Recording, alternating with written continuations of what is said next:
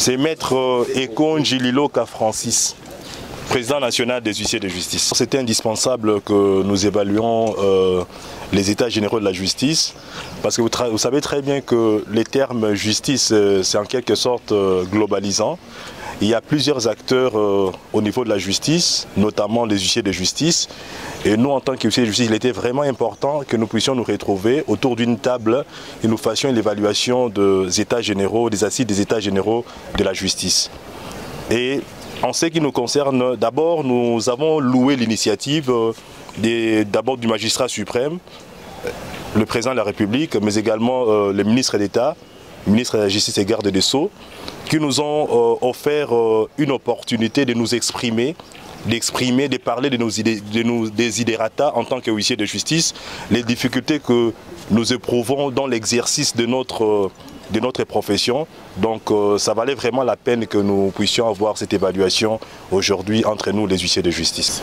Bon, en fait, la terminologie commissaire de justice, ça ne sera pas une particularité pour la RDC, parce que l'huissier de justice a plusieurs compétences, notamment les compétences du huissier de justice naturellement, c'est-à-dire il est là pour exécuter des décisions de justice, mais au-delà de ça, l'huissier de justice procède aussi à la vente des biens meubles corporels à l'issue de l'exécution d'une décision de justice.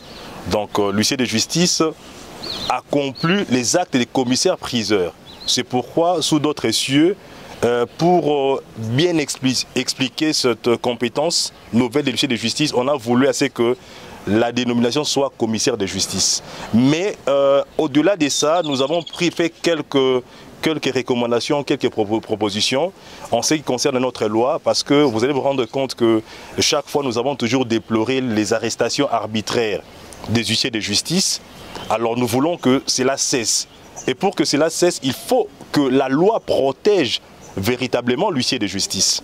Les raisons pour lesquelles nous avons fait des propositions en ce qui concerne notre loi, par exemple, pour que l'huissier de justice soit arrêté, il faut que le président provincial soit informé, mais également l'huissier ne pourra être arrêté que par ou interpellé par le parquet général, près la cour d'appel. Et cela nous éviterait les arrestations arbitraires. Et vous voyez, les arrestations arbitraires entament même les bons climats des affaires dans notre pays. Oui, en tout cas, nous sommes d'abord contents parce que nous avons un ministre de la Justice très dynamique qui veut le changement. Alors nous espérons que lui, en tant que entre guillemets, le conseiller juridique du gouvernement, il va prendre en considération nos propositions, nos recommandations, parce que vous savez très bien que aujourd'hui la justice est déplorée parce que certaines catégories des acteurs veulent s'approprier de la justice. Je vous ai dit dès l'entame de mon propos que la justice concerne plusieurs acteurs. Il y a les huissiers de justice, il y a les magistrats, il y a les avocats, il y a les notaires, et il y a plusieurs acteurs. Donc l'idée également, ce que nous soutenons, c'est l'idée de la création du Haut Conseil de la justice. Parce que ce Haut Conseil nous permettra, nous les huissiers, de nous exprimer. Ça permettra également aux autres acteurs, les avocats, les notaires, le magistrat. Nous ne voulons pas que, même le greffier, nous ne voulons pas que la justice soit considérée comme un bien privé des magistrats. Non, ça c'est archi faux. Par exemple, je vous ai dit, les magistrats qui disent les droits, le juge qui dit les droits n'a pas compétence pour exécuter une décision de justice. Oui, en matière pénale, nous savons que c'est le ministère public. En matière civile et commerciale, c'est l'huissier de justice. Ah donc, comment voulez-vous que l'huissier soit absent de ce conseil? Donc l'huissier doit absolument faire partie de ce Haut Conseil de la justice pour faire part aussi de l'évolution de sa profession, faire état des lieux de sa profession au niveau de ce Haut Conseil de la justice. Alors c'est tout à fait logique que l'huissier de justice en fasse partie.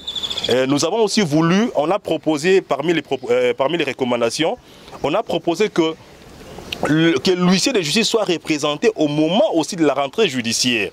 Parce que si, comme vous le constatez bien, lors de la cérémonie de la rentrée judiciaire, que ce soit au niveau de la Cour de cassation ou au Conseil d'État, même au niveau des cours d'appel, les huissiers de justice ne sont pas représentés, ils ne prennent pas parole. ils ne sont que de simples spectateurs, de simples assistants, de simples participants.